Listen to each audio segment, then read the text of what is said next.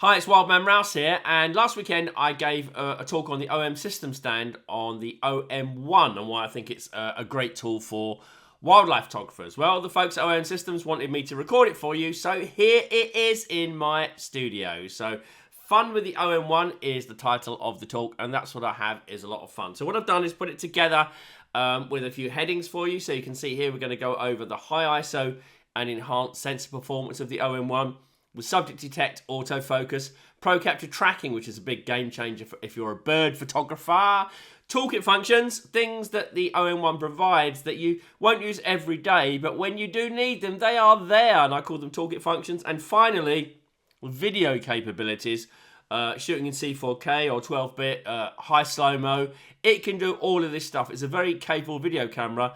I am just learning this genre, so I won't be talking about it a lot, but I'll be talking about it a little bit. Excuse my hay fever, so if I'm sniffing and snorting, I do greatly apologise. All right, should we get on? Yes, let's get on and have a look at the high ISO and enhanced sensor performance of the OM-1.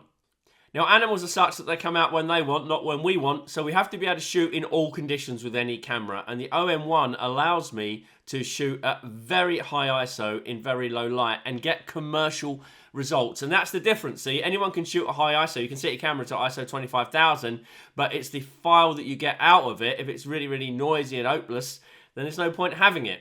I need to shoot pictures that are commercially saleable, so they need to be relatively noise-free, have good structure and good detail within reason, because you have to realise there's no light or anything else. It's the camera sensor that's providing all of the detail in this case. So let's look at this picture. Here you are, an elephant.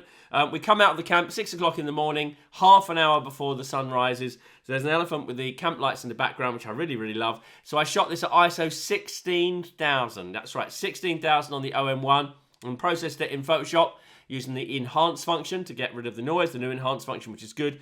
And it gave me an absolutely lovely result. You can see really nice detail across the elephant, and that kind of typical African glow that you get. I've got my African bracelet on today, see, there you go. That typical glow that you get across the African grasslands just as the sun's coming under the horizon and wanting to come up. So 16,000, wow. I mean, really great quality here. This cheetah was taken just a few weeks ago. Again, 6 o'clock in the morning, half an hour before sunrise in Samburu. I had no choice. I couldn't wait for the sun. I had to just take it as it was. So this is ISO 6400. I am not afraid to put the OM-1 into high ISO because I know that it can produce great results. I'm not talking about ISO 1600. That's not high ISO for me. That's the normal working range of the OM-1. I'm talking about 6400. And those kind of ilks. So you look at the detail on this, look at the detail on the eyes, look at the detail on the fur. In fact, shooting before the light, I call it sublight, is a really great thing, of course, because you get really great detail on the subject. People like me, you don't want to get great detail on. But on the cheetah, it looks amazing. You get beautiful fur, the eyes are alive. When the sun comes up, yes, for the first few minutes it looks great, but as soon as it gets a certain height, you start to get shadows across the eyes, you start to get shadows on the face, maybe annoying things in the background. So shooting sublight is really great, and the OM-1 allows me to set a high enough ISO to get a shutter speed I can use to get decent pictures. So there you go, there's another one. Lions at sunrise. Again, this is a lovely family picture on the road, ISO 6400, really murky and horrible cloudy morning, but I managed to get something out of it, and that's the thing the OM-1 does. It allows me to get something out of nothing. When normally I wouldn't expect to get a picture, it constantly surprises me with how good that sensor is. So I push it without worry to high ISO. I just make sure that I look at the LCD histogram, the histogram you've got in the little corner, and I make sure that it's not too dark. It's got the histogram mainly to the right-hand side, not against the highlight, of course, but mainly to the right, so it's exposed correctly. It's got plenty of detail in it, and I don't have to brighten it, because if you have to brighten it, a high ISO image in post-processing, that's where you get the noise in the darker areas. So expose it correctly, maybe with a little bit of extra plus compensation than you would normally do, and it comes out great, and I love it. I just wish that lioness in the background there had got the message and had looked at me with the same look that the other mother did. So, a black woodpecker. This is one of the first pictures I shot with the OM-1. I actually shot two pictures of this, one at 20,000 by mistake, because my eyesight, I thought it was 2,000. And this one at 6,400. You can see here very good detail throughout. The sensor does produce good detail. You have to be honest with yourself. You know, at 6,400, there's not a lot of light around, so you've got to be honest with what it produces. But as I say, it's better to get something than nothing. And often this unique behavior that you see in wildlife happens before the light is around, or in this case, on a really dark and gloomy Finnish day. Sorry, other countries are available. Right, this is a cock of the rock from Ecuador. And again, very, very low light in the middle of the forest, ISO 6400, really beautiful detail. The thing of the cock of the rock is, it's really difficult for any sensor to expose. I've used a few different camera systems on this, and you don't get a lot of detail on the actual head. It's almost like it's perfectly smooth. Here, in very low light, the sensor has done a great job of pulling out the detail. Once the sun comes up, these birds fly away. Okay, so you've got to shoot these sub-light. And I know what you're thinking, you know, you're showing us African stuff and you're showing Ecuador stuff. It doesn't matter. We could be talking about barn owls before the light comes up, or little owls, or a blue tit, or something. Some unique behavior that you get, or some unique light condition, because that's what you get at this time in the morning, where you want to record it and you're scared because there's no light, got no shutter speed to take the picture. Well, bang the ISO up to a decent amount, 6,400 or even above.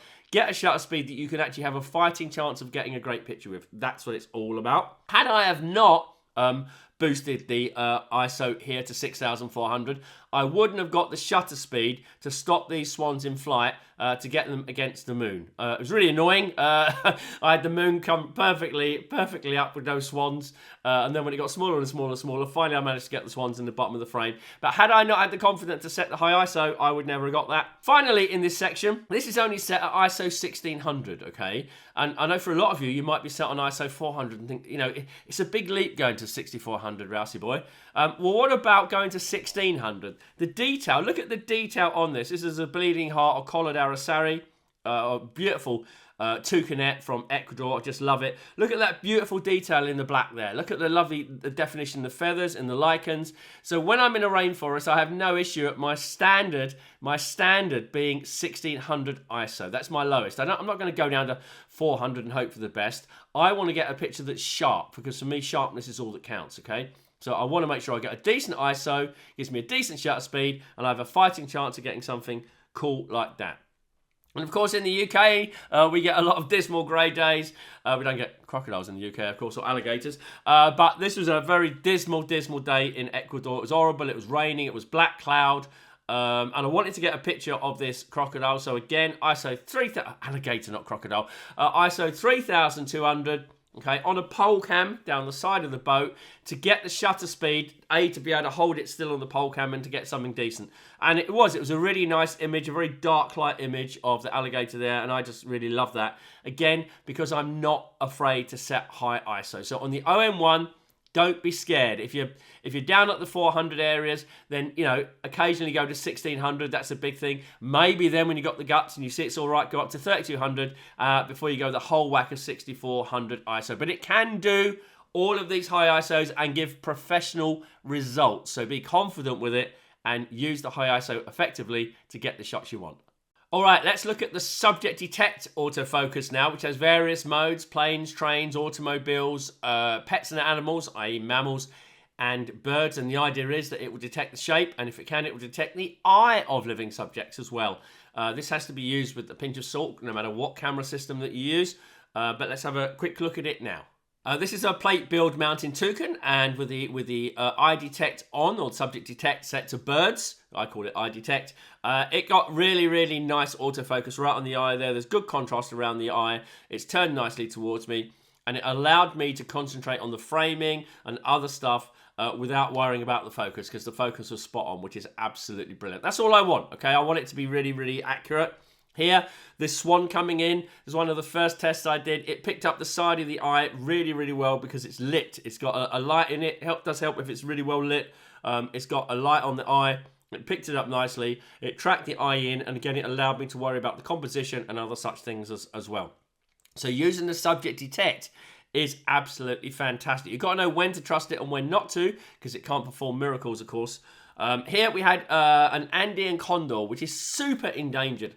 fly really close to us. It just come up from underneath us, and literally in a couple of seconds had gone by. I had no time to react. I had the subject detect on, the bird subject detect. Bang, it got the eye straight away. You can see that it's got a lovely full crop. It flew by us. This was the best I could do. It was so close I couldn't get the wings. I had to crop it in, but that's okay. I've got the leading edge coming out the corner, which is really nice composition. But look at the sharpness of that eye. So you can trust this subject detect. It does work great. I do a lot of pole cam work, so I do a lot of work where the camera's down the side of the vehicle trying to get low angles. This works really, really well with subject detect. In fact, I couldn't do without it. You can see here with the lioness, she's giving me a really, really mean look. It got the eye straight away. In low light, it works just as well. And I wouldn't be able to do the pole cam work that I do without that. And I'm going to show you another picture in a minute. Now look at this one. This is amazing. You know, for me to be able to pick this autofocus point, I'd have to take it down to the finest point and move it with the joystick to get the eye, which means I might lose the picture because it takes valuable seconds to do that. With subject detect on, bang, it got the eye straight away. It's nice and clear, nice and well lit, lots of contrast. It's got no problem with getting that. Framed it nicely with the tail. In case you're wondering why I didn't compose it, and I left some space here and I didn't compose it tighter, it's because the leopard is looking across. Had the leopard been looking straight at me, I could have composed it much tighter in the frame. But because the leopard is looking across, I have to give it some space to look into, otherwise the composition will look very awkward indeed. And of course, Derek the hare, he absolutely loves the subject detect. It works really well on his eye. It's really good contrast. And again, it lets me concentrate on getting low in the grass. Often if I'm low in the grass like this, I can't look through the viewfinder anyway. I've got the screen flipped up. It's not the easiest thing to get the autofocus moved around. So it's a lot easier if the subject detect goes boom, gets it for me, allows me just to concentrate on everything else. Nice low angle picture there. It shows the benefit of shooting low, especially when you've got someone like Derek. We're talking about shooting low. Here's the lioness that I spoke about earlier on. Pole cam, down low. I could never, ever have controlled the focus on this on the face because the camera is remote from me. So I let the eye detect, subject detect work on the eye brilliantly, got it locked in all the way, and I got a sharp load of pictures all the way into the camera. And then it was up to me to choose the one that I wanted that was the best composition, which is this one. Foot forward, nice sunset behind. I love it. Now, the eye detect for people on the OM-1 works really, really well. I'm not really a portrait photographer, but I do love photographing people around the world. This is a Rabadi shepherd from India. It worked amazingly on the eye. When I'm taking these pictures, I've not got the camera on my face. I've got the camera on my lap with the screen turned up because they find it upsetting to have a camera in their face. They're not used to it, and we shouldn't go and do that. So I have it very subtly on my lap with the screen turned up, looking down into it. And if I can have the eyes automatically focused for me, it helps me do the composition and other such stuff, because I'm not a natural portrait photographer, so it takes me a while to take such things. Now, you have to know when to turn the subject detect off, okay? Sometimes it can really try to get an eye, and it can be a bit annoying with the flickering, and you get the window for the subject and the window for the eye, and it can be very, very confusing. So I put it on a quick button on the back. You can reprogram the OM-1 to do that. In situations like this, you know, this is impossible for the eye to work, and it's pretty hard for the subject detect to work as well when it's backlit like this. So I'll just switch it off and go back to traditional autofocus, which will pick it up absolutely perfectly. Just give it a nice square. It will get a really nice sharp focus there. And here again with another elephant, there's no eye there for it to pick up. People expect too much of the subject detect and the eye detect. You can't do it, okay? So it's just impossible. If you know, it just is. So I'm happy to turn it off and just use traditional autofocus, which snaps in really nice and quick. That's why you have a button. And that's why you have to learn from experience when to turn it off and when not to. And I'm afraid that does come with experience. Now, the OM-1 couldn't detect the eye here. Obviously, it's different from the Swan picture because the Swan had the light coming in from the side. This has no light at all. It has two very dark eyes on the side. So it can't detect it. Now, if you don't mind the head and the subject detect windows going off on the screen, it will do a really good job of getting it, okay? If that annoys you, then just turn off the subject detect with your button and use the traditional snappy autofocus of the OM-1. It works great. So there you are. I hope that you've got a little overview of the OM-1, the subject detect and its capabilities. It's awesome. Please trust it. It's absolutely great, and it's a real game changer. And talking of another game changer, Pro Capture tracking. That's right, tracking. Yeah, well, Pro Capture we've all used, and we've had it in many versions of OM cameras. But this time, with the OM-1, it can track the subject across the frame, so you get a decent number of images. Let's have a look at that. I first discovered this when I was in Finland with Jari Peltomäki, a great friend of mine and OM system ambassador. And then I've used it now all around the world. It's been just fantastic. So here were these two sparkling violet ear hummingbirds. Hummingbirds have great names. This is a pair of sparkling violet ears sparring. I got the image of them. It was kind of near a feeder. So I had the focus on them. When they came up to the feeder and started warring, I had it on Pro Capture. And it tracked them over the frame as they were going around the frame very, very fast. I then, after a second, pressed the shutter button all the way down and recorded all the frames and picked the one I liked the best. So it tracked them all the way around the frame, which is good. Same here for this fight that I had in Finland. 1 second they were sitting on top. I got ready for Pro Capture for the takeoff, and then they started fighting all around the frame, and it was tracking them all around the frame. It was absolutely brilliant. I absolutely love it. Obviously, you have to have Pro Capture SH2 mode turned on to do this, but it does work. Goldfinches just down here in my garden. I love doing my goldfinches now. They're kind of abandoned me for a little while, but they'll come back in the winter. I love doing these kind of pictures of them fighting. And again, it's all set on Pro Capture. So it's set on Pro Capture next to the feeder to see what goes on. If one of them flies out of the frame, if I've got it on one side of the frame, fly out of the frame, it will track all the way across. I press Pro Capture at that end and I'll record all the pictures. It's great. The fights, when they go up and down, I use Pro Capture for it. You don't have to use Pro Capture. You could use just the normal autofocus, right? But you've got to be pretty good at reacting. And I just prefer to use Pro Capture to do that kind of thing. This is on my honeymoon. Believe it or not, we went to Costa Rica and we spent a couple of days doing some pictures while we were there of the resplendent quetzal, which is an amazing bird. It comes out the nest once every 3 hours, so you don't want to mess it up. So I had the nest on that side, Pro Capture, SH2, focused on it. It came out across the frame and I was managed to, literally, I only got a few pictures of it. It's very fast, but this is the nicest one with the tail that I got. Nice and sharp as it tracked it across the frame. Remember, the autofocus started there. The bird's head is there, so it's tracked it all the way across, which is absolutely brilliant. This is one little 2 weeks ago of a roller in Samburu, and I use it wherever I go, you know. I've just got it set on a quick button on the back of the camera, so when it takes off across the frame, I'm able to easily get that image, and it's just great. Of course, it does foul sometimes, but it's a lot of fun, and you should do it. Here's another one from Ecuador of golden tanager. You do get lovely wing shapes, okay? So when you try and do birds in flight, you know, often we don't have the reactions to do birds in flight. Well, Pro Capture gives you that. It gives you the reactions. It's a great tool for doing birds in flight. You see wonderful wing shapes, and you get pictures that you never dreamt that you could get before. So use Pro Capture. SH2 has tracking. Set it up nicely, and it works. And a bit more information on setting it up in a minute. Now, OM Systems cameras have always had lots of these functions within the menus. They can do all kinds of things. It's really great. I'll call them Toolkit Functions. And the OM-1 has got a couple of really, really smart ones that I just wanted to highlight. There's lots of them, right? They're just not in my genre of photography. But one of the ones I use an awful lot is the focus stack.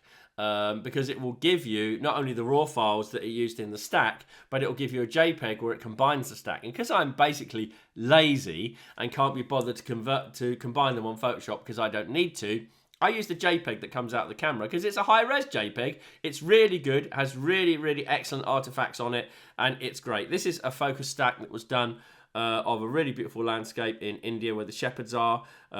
So I had it stacking across the frame, and I've got all the raws if I want, but it produced me a really nice image with everything sharp as a JPEG.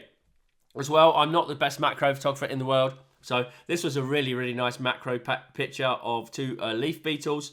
The female is the one with the enlarged sac, and the male is the one on the back. And because of the focus stack, there was a little tiny bit of movement when I did it. The resultant JPEG has some movement on the antenna, which is absolutely brilliant because it kind of gives the picture some motion. And I will let you look at the picture and work out what's going on, but it is quite nice to give some motion onto the male beetle there. So that's one of the cool things about focus stack. Now, as well, it has a really cool internal ND function. So it's useful. In the film world, you use an ND filter to cut the light down in the day to retain a slower shutter speed. On a camera like ours, it's really, really useful for getting a really low shutter speed when you can't take the ISO and down anymore. For example, here, the light was really, really good still, and I couldn't get the shutter speed down to 1/5 of a second to blur the waves, because I didn't just want a boring picture of waves hitting rocks. This is in Galapagos. I wanted a really interesting picture of something going on, some of the shapes and the patterns. So I put the internal ND filter on, and the nice thing is it shows you when it's stable. I saw that top island come really sharp, so you can see when you want to take the picture. Obviously it's a take and then it writes to the disk, and then take, then it writes to the disk. It's much quicker than it used to be.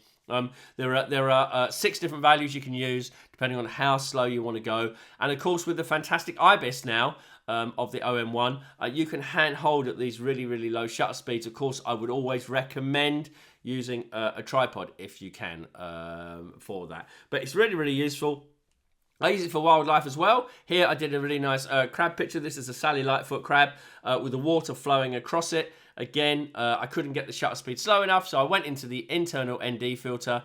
I think I picked maybe the 3rd or 4th one down, very slow, and then waited for the water to come across, timed it, and I got this lovely effect there. And you can also get some funky effects with it as well. You know, a flamingo with its head down feeding is a pretty boring picture. So what I did some intentional camera movement, some ICM. So I had the shutter open, moved it around a bit, and I used the ND filter to get me the low enough shutter speed to make it interesting. And it gives it a ghost-like effect. It makes it a bit exciting. So there are many Toolkit functions in the OM-1. What I suggest you do is find the ones that you like and set them to one of your My Menu, one of your favorite menus. And I put my Toolkit functions on menu 3. I put my shooting functions on menu 1, my video functions on menu 2, and I put my Toolkit functions on menu 3, so you can always find them quickly and easily, because we all know how many menus there are on any OM system camera. And last but not least, I'd like to tell you a little bit about the video capabilities of the OM-1, because I think that it often gets overlooked. Now, I'm starting a big project on this. I've started to shoot a lot of video. I'm shooting broadcast quality video with the OM-1. Did you know you can do that? Yeah, you can. You can shoot in C4K, which gives you a good bit rate. You can shoot in 4K at 60 frames a second. It has the capabilities to shoot really good video. And here's a video that you're watching now that I shot using the super slow-mo, 240 megabits a second. Very slow footage. It's at full HD as well, and it allows you to record motion like this. That's really beautiful, and I think you can agree it's absolutely amazing. So the video capabilities of this camera are superb. If you don't use them, do try. There's really good videos on the web from the OM team on how to shoot video, and I'll be doing some tutorials as well because it's fantastic. All right, just to round off some of my latest picks and projects, because you're only as good as the last pictures you do. As you know, I'm an aviation geek as well, so I do lots of aviation photography, air-to-air aviation photography with the OM-1. This was my first Spitfire air-to-air. It was a major thing in my life. I love achieving my goals. First Spitfire air-to-air, shot 80th of a second. The IBIS of the OM-1 is fantastic because I'm bouncing around, obviously, in another aircraft doing this. The Spitfire is also moving, so the autofocus was fantastic. It locked right on. The detail was absolutely incredible. I also do fighter jets as well, so these are F-35s. Again, this is with the 12-100 lens. It's my standard lens that I use for all of my air-to-air photography because it's a really great range. And you can see here, lovely here, this locked on using the subject detect airplane mode. So it locked on front to the aircraft, really great. And got it, and I got that lovely aircraft behind. It's got a slight tilt to show a bit of dynamism, which I really like. Here's another one below me. Again, it shows the accuracy of the autofocus. It snapped straight on. The jet was flying across me very fast, so I literally had seconds to get it. It snapped right on, gave me a really beautiful, sharp picture with incredible detail. You can see the pilot's hand there on, I guess that's the joystick. I'm not really an F-35 expert. That's the first time I actually flew air-to-air with them. But wow, the detail that it gave me was great. I'm also doing a project on leopards. So here's a leopard from India that I did. I shot this deliberately wide. I could have shot it much closer with the 150-400, but I shot it deliberately wide to get that lovely crack in the rock going across. And one I just did a couple of weeks ago of a beautiful leopard in Africa walking across the sunrise. It's just amazing light on it. I love it. Again, this was using the subject detect autofocus. It locked onto the eye, gave me a really nice frame. And of course, I combined the OM-1 with the 150-400, which is what I love. My deer project is going to carry on as well. I absolutely love my roe deer in the UK. It's my ambition to do a book of them. I've got amazing footage so far.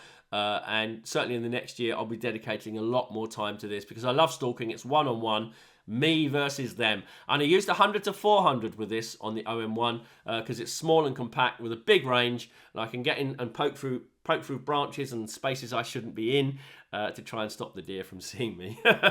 And the most recent pictures I took, these were just a few days ago, literally.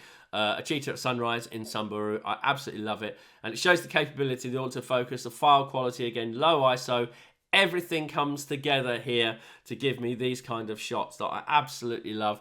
And I trust the OM-1 implicitly to do it. And I hope you've enjoyed this little overview. I gave a similar talk, as I say, at the Bird Fair, and I hope that you've found it useful. A few things about me. You can follow me, Wildman Rouse, on all of the social medias around. I suggest Facebook.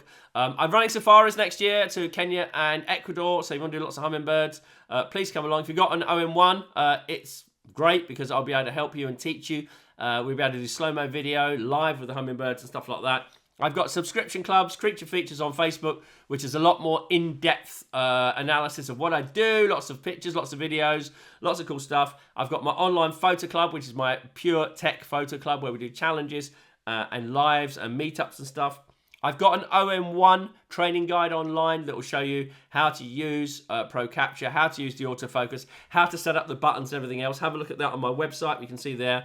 I'm about to bring out 2 more courses. I'm an agent for Flex Shooter, the tripod head, and I've got a YouTube channel as well, which you're probably watching now. So anyway, there we are. I'm in a dodgy hat, dodgy sunglasses, using my OM-1 on my 150 to 400. You can see there in Africa. That's all my socials. My name is Wildman Rouse. Trust the OM-1. It's a fantastic piece of kit. See you later.